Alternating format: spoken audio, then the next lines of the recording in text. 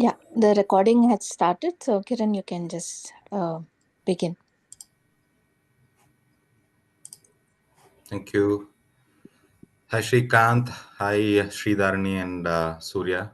Suri, who has joined the call. And what we will basically be doing in this session is how do we make our resume very, very strong in terms of getting the interview calls and ensure that you are getting selected for at least the interviews for most of the jobs that you apply for. So during our last sessions, we also spoke about what are the different things that we have to do in terms of how do you basically ace an interview in terms, even if you're a fresher or you are an experienced professional. So what I'm going to speak today is basically the uh, 10 elements or the 10 different aspects of how do you write a very, very good resume to make sure that you are always in the forefront of being called for an interview, and also you have a better chance of getting a job as well. So what I will do also is that similar to the synopsis that I prepared for uh, interview skills, I will prepare the synopsis for resume writing as well. And then we can, if there are any questions based on those synopsis, or you want to have if you have any questions or clarifications, please come back to us, or just revert back to us in an email or through a WhatsApp message. We will be able to, we will come back to you with the appropriate responses. So the first thing from the resume writing perspective is that each job requires a different set of words that needs to be used. So if you are applying, if you are applying for a job as an IT software engineer or a software developer, the words that the HR generally looks at is some of them like development cycles, or in terms of DevOps, or in terms of agile. So when you are writing your resume for a particular role, please make sure that you have to mention the keywords that they have mentioned in the job postings. So if they say that your responsibilities include working in an agile team, or your response, it also could be that you have to work as per the agreed US timings, or UK timings, or India timings. So, from that perspective, you have to look at what are the keywords in the job posting that they have posted, and mention them in your resume as much as possible without making it look like you have just copy pasted those keywords. The first aspect is look for the keywords in the job postings and make an effort to mention these keywords wherever you can in your resume. That's the first part. Now, the second part is that if you have to basically benchmark your resumes in terms of other industry best practices as well. So what you have to do is you can go to Google, just type in resume for a software developer. You will get lots of links, and you can basically model your resume to match that in terms of the keywords, in terms of the power messages that you want to put in. And under the examples that you would want to do across the industry, what there are some of the main features. Don't make it low, don't make the resume look like you are a very good, or you are a MA in literature. Keep it very simple, short sentences, and make it very easy to read. HR professionals are not literature guys. So for them, what they focus is that on the keywords and some of the achievements that you have done. So I mean, achievements that you have achieved so far. So in your career, or when you're starting out in your academic career. So from that perspective, make it very simple and very easy to read.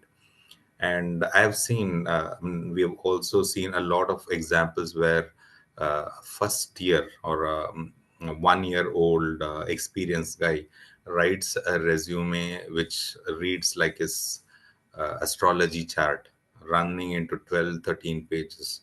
Please don't do that. Whether you are an experienced person, if you are an experienced person, maximum 2 pages, 2 pages of A4 size. And if you are if you're a newbie or you just started, then make it very brief, maximum 1 page, because neither the HR will have any patience, because they have to scan uh, close to 50,000, 60,000 resumes in their work life. And if you make it 15, 20 pages, they will not even look at it. Even if you have achieved a lot, and they will not look at it, and they will not go ahead and call you for an interview. And what also you need to mention is the numbers in terms of the 97% achievement in certifications, 97% in my school exams or your degree exams. Talk about your achievements. Talk about, if you're a 1 year or 1 year experience guy, you can basically tell that I went ahead and I had an accuracy rate of software or a bug rectification rate of 95% or 90% So those are the aspects that you have to mention. So the three main things that you have to make sure: keep it simple, make it brief, and focus on the achievements or include numbers while you're writing the resume. The third thing is, we have a tendency to be very creative when we are writing our resumes. Please stop doing that. There has to be a very professional font when you are writing a resume. Please make sure that you are using Arial or Times New Roman, and it should not be more than 12 points in your font. 12 will make it even more bigger. So if you can stick to 10 or 11 points, then it becomes easier for HR people. Or you can also make sure that you can put in a lot more things in your resume without breaking the barrier of 1 or 2 pages. So always use a very professional font. Focus, or basically stick to Arial or Times New Roman. And the next one, the fourth aspect, is that we and when I said you are so excited about the job posting that you have got, and which basically meets everything, there are a lot of tick marks that you have done. So to give you a background, an HR has got only, they will spend only maximum 15 seconds in scanning a resume. That's the reason I said keep it brief, not more than 2 pages for experienced guys, not more than 1 page for a new fresher or a newbie. So from that perspective, only put relevant information, and information that will help you or that will tag you as a valuable candidate for the HR to call for an interview. For that, what you have to do is go through the job postings, ask them and find out what are the things that they are looking for. Use those power words in your resume. Only relevant information, and what do you think is the most information, please mention that in your resume. So that's the fourth one. Fifth aspect is using the language actively. You should never use that I'm completing, I'm accomplishing, or I'm achieving. No, they're not looking at what you are going to achieve in the future. They are more worried about what you have achieved. So if you have achieved 95% in your MA, or in your graduation or your post graduation, or you have got 95% rating in your previous appraisals, those are the things that you have to mention, the projects that you have completed, and the other aspects in terms of the savings that you have accomplished in your resume. Keep it short, keep it to the point and keep it current. Don't put anything in the future in the resume. So always use the language actively. It should never be in the future, or it should never be in the past. And the main aspect is that when you're writing a resume, all your achievements have to be in headings or subheadings. This will basically give the HR an indication of what are the things that you achieved in your career so far, or whatever you have achieved in your in your academics, not only academics. And they always say that when it's a resume, you have to just mention only your academics for a fresher, and your numbers, or in terms of uh, the projects completed and achievements in terms of your career for experience personal. No, please don't limit to only that. Your other aspects, like you have a hobby of or you're volunteering for a Rotary organization, or you're volunteering for an NGO. You have had a lot of sessions, you have attended a lot of sessions with for personality development, and those are also achievements from your perspective. What this gives them the view that, okay, you're not only focusing on your career or your academics, you're also focusing on being integrated with the society or the workforce. So this will give you by default become a better person or a better candidate for the interview. So make sure that you always have to call attention to the important achievements, not only from your academics, from your career. It also could be any of the skills that you've attained, some of the sessions that you have done, the volunteering. All those are important achievements. Please make sure that you are calling attention to those achievements as well. And the seventh one, as I said, you have to make sure that your resume works like a story for them. With You should have the subheadings, you should have the appropriate sections with appropriate information, making sure that they are very short. Not very short, they have to be short, they have to be brief, and they are up to the point. No extra thing like, oh, I attended this session and which led me to be a better person.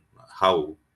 As I said in the interview skills, when you are writing your resume, also think in terms of the STAR methodology: situation, tasks, actions, and results. These are very important when you are writing your resume as well. And what this basically does is that, okay, it gives them a rounded view of what you have done. You basically are a person who can drive yourself to complete a job or complete a task, which gives them a better view of your skills. And they will basically put you in the front row for the interview, or they will identify you as one of the prime candidates and call you for an interview. So I've spoken about 7 points now. If you have any questions, please let me know.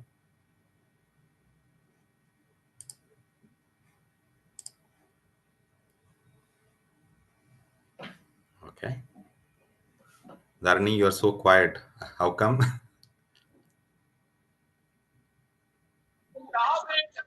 Sir, Yes, Shrikant. sir, in our resume, can we mention our marks, Yes. our percentage? Yeah, you can mention it, but see, generally, what I would advise you to do is, instead of mentioning the marks, you remember about the first class, second class, third class, or the past class thing that we mention, right? That we have when we get our marks. You can mention your GPAs, or in older school, when I passed out, we had this first class distinction, rank holder, and all the stuff. So you just have to mention that with a first class degree in BSc or BA or BCom or MA. So what this basically gives them the view that, okay, you're a person who is in the top 25 or 30% percentile of your academics or your career. So it it's left to you. If you feel comfortable to mention your marks, or go ahead and mention it. And if you feel that there is a better way of putting it, like in a first class or a distinction, anything above 75% that you have achieved, or anything about 7.5 GPA, is basically a distinguished student, or a person who's got a very good knowledge of the subject that he has taken up. So from that perspective, you can go ahead and mention that as well, Shrikant. Sir, now I am pursuing degree final year. So can I uh, mention till fifth semester marks, Yeah, or you can. after completing my degree, I will mention Yeah, whole it GPA. is all, it's always better to put it in your after you complete your degree. Okay. The reason is, then you will have a cumulative GPA, or cumulative percentage of what is the score. So, so from that perspective, so from that perspective, it is easier for the HR person to identify that, okay, you are a very good candidate for the job. So after you finish your this one, you have to always go. Sir, achievements means if I didn't achieve anything, so in Hmm. that place, what can I write, sir? In achievement place, I'm not achieved anything. So what can I write? Okay, see, achievements in only, not only terms of academics. What I'm mentioning Okay. is that, okay, you might write poem which has been published in your college magazine. Okay, that's, I'm just taking an example. And if you don't have any achievements, also, it's not a big deal. You just mention that I have been part of this group which has helped me attain these skills or these goals. From that perspective, also, you don't, it does not have to be always achievements in the sense that you have to be always talking about, okay, I achieved 95%, 85%. No, it also means that what are the skills that you have obtained or gained by being part of a bigger skill sessions. Like you can mention part of the Rotary Bangalore ability is run clap sessions which help me gain skills in resume, in interview skills, in languages, in leadership. So those are the achievements that you can mention. What this basically does is that it gives a view to the HR that, okay, these guys have already have a basic understanding basic understanding of what they are, I don't have to train them personally for soft skills. They know how to deal with work, with a group of people and other stuff. So from that perspective, you don't have to mention only with numbers, but also you can mention it with the skills that you have gained. Thank you, sir. Yeah, sure, Shrikant. Any other questions, Sridharani, Suri Babu? Hi, Pooja, thanks for joining. No, sir, go ahead. Yeah, Hi, Kiran. yeah, Pleasure's all mine. Sir, yeah, Sridharani. actually, I was not listening while you are saying the fourth, fifth, and sixth points because there was some disturbance in my house. So, but now the meeting is being recorded, so Yeah, I thought I can watch it later. But the yeah. thing is, I have doubt in that star part. Mm-hmm. Uh, the situation is so for say if I'm participating in this clap session, this is a kind of achievement or a Yeah. participation. Mm. So this situation is so this may be considered as a situation, but what will be the task then? The tasks which are given to us in this session. See, if you let me take, that's a very good question, and very good examples that you have mentioned. So you have to understand that the situation here is that you want to gain skills to improve your chances of getting selected in an interview. So that's your situation, right? Oh, Yeah. Then, yeah, your task is you have registered yourself in the RBA run clap session. That is your task. Okay.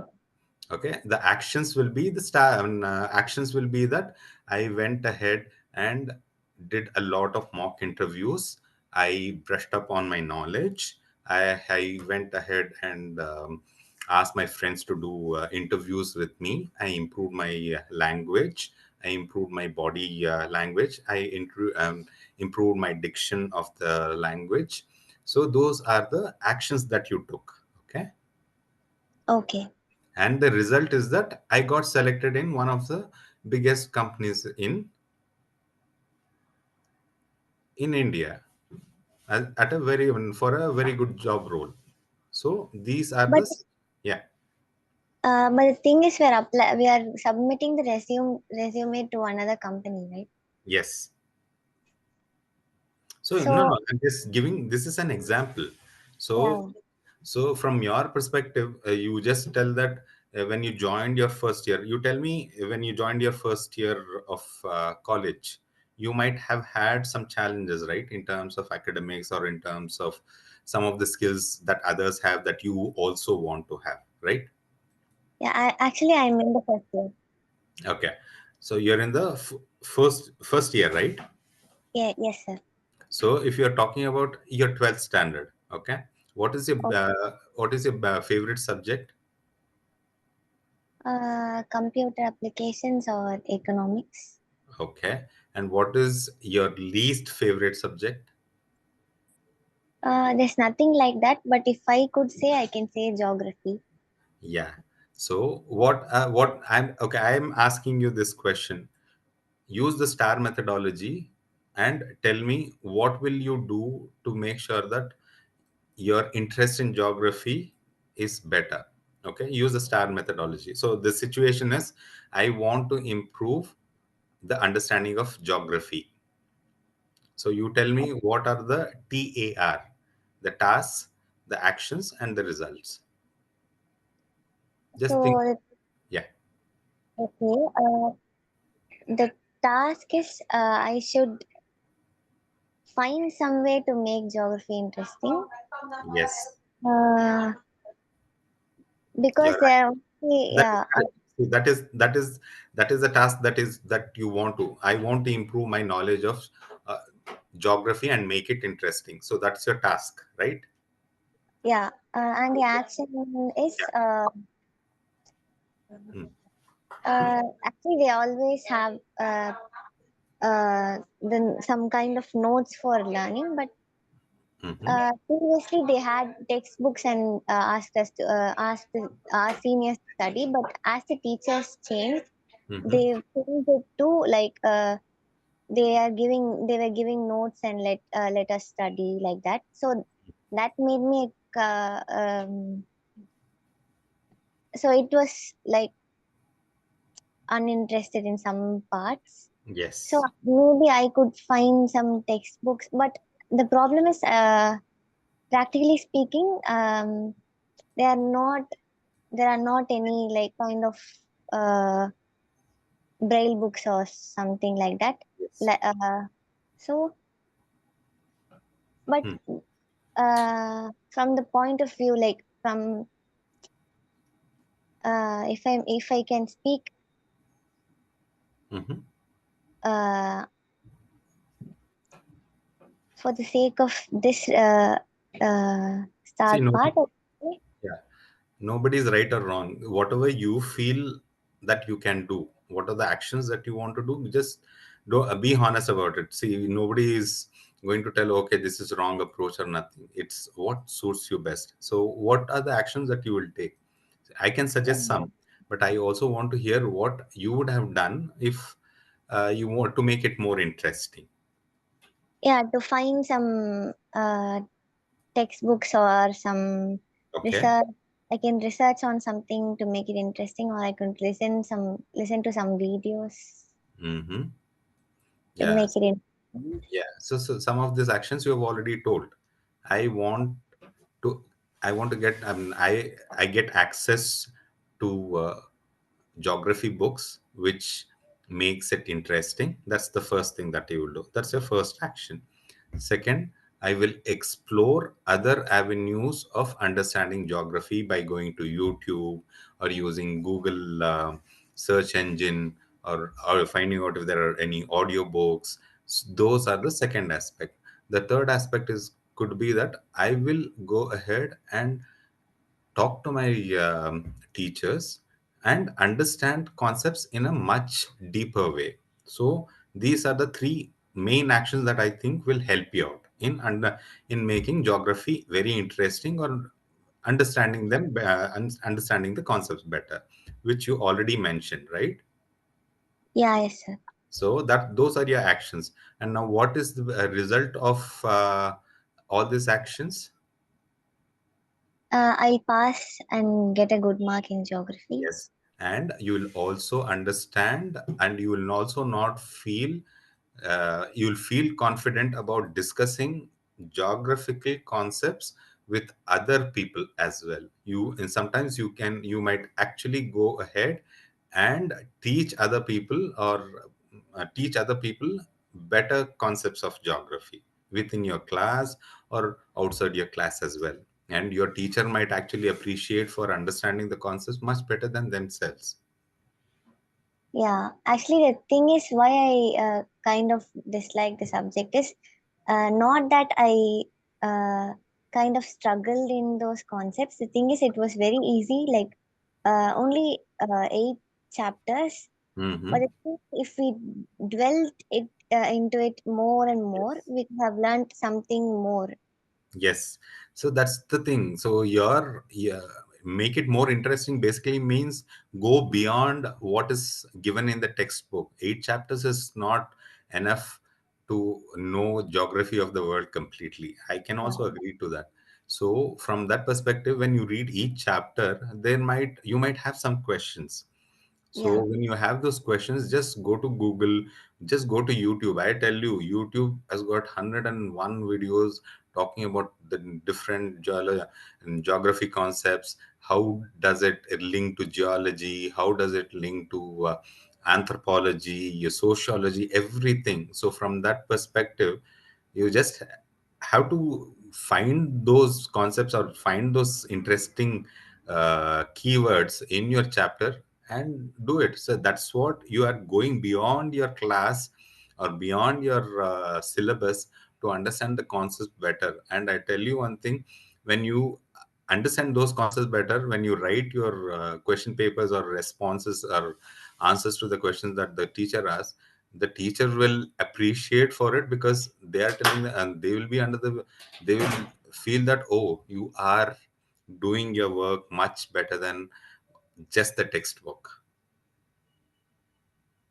yeah. But what you're saying is applicable in college level, but sometimes some will expect that those answers they have given Hmm. should be on the question answer sheets.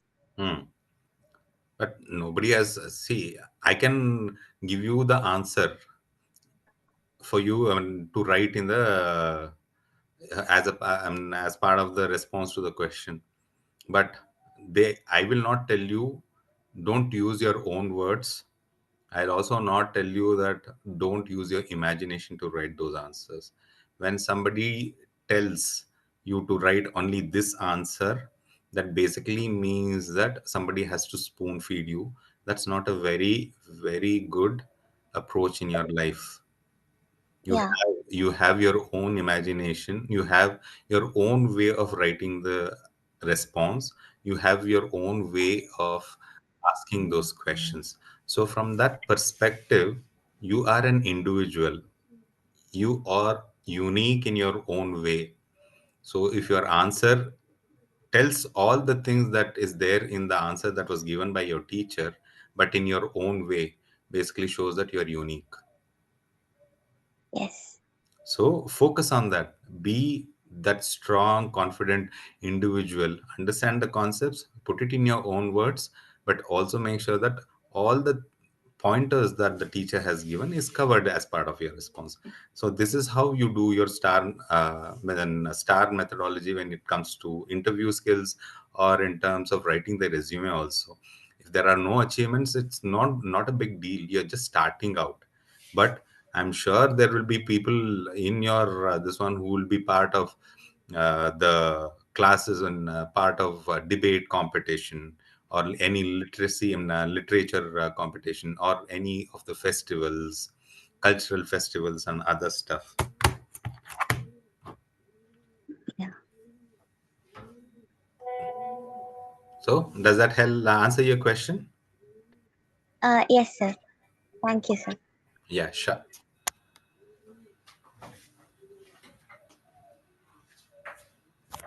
Yeah. Any more questions?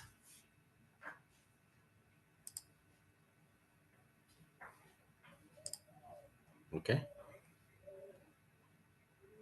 Okay, we go to the next one. That is the eighth one. Uh, After you have written your resume, you have created a draft of it, or you feel that that is the best version of the resume that I can send. So you need somebody else to proofread it. So if you're using, I think most of us create the resume in Microsoft Word, and what you have to do is you have a feature known as spell check. Please go ahead and use it, not once, twice, thrice, to make sure that some of the words that we would have typed when we are typing, when we are excited, sometimes the spellings might not come out properly. And in English is such a language that there might be, the words might be correct, but the meaning of those words might not be correct, appropriate for the resume.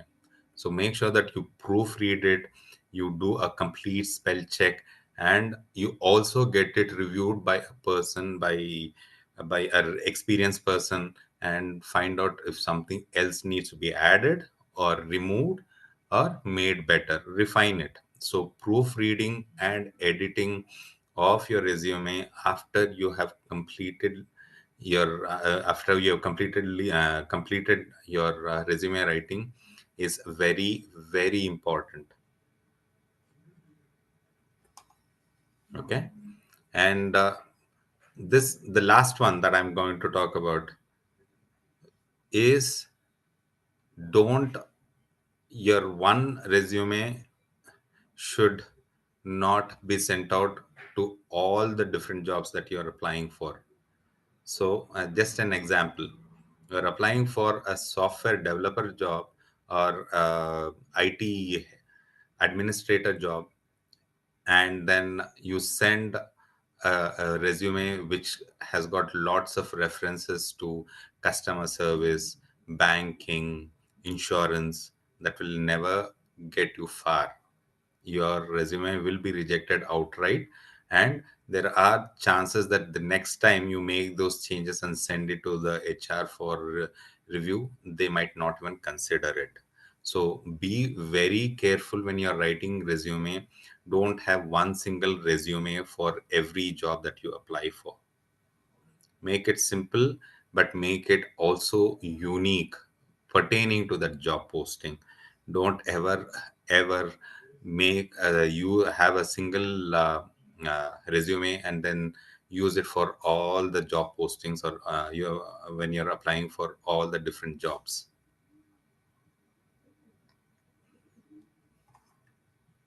And that brings us to the end of the interview, or sorry, resume writing skills. I will share the synopsis along with a few samples, one for uh, the freshers and one for the experienced people, uh, after this meeting, or after this session.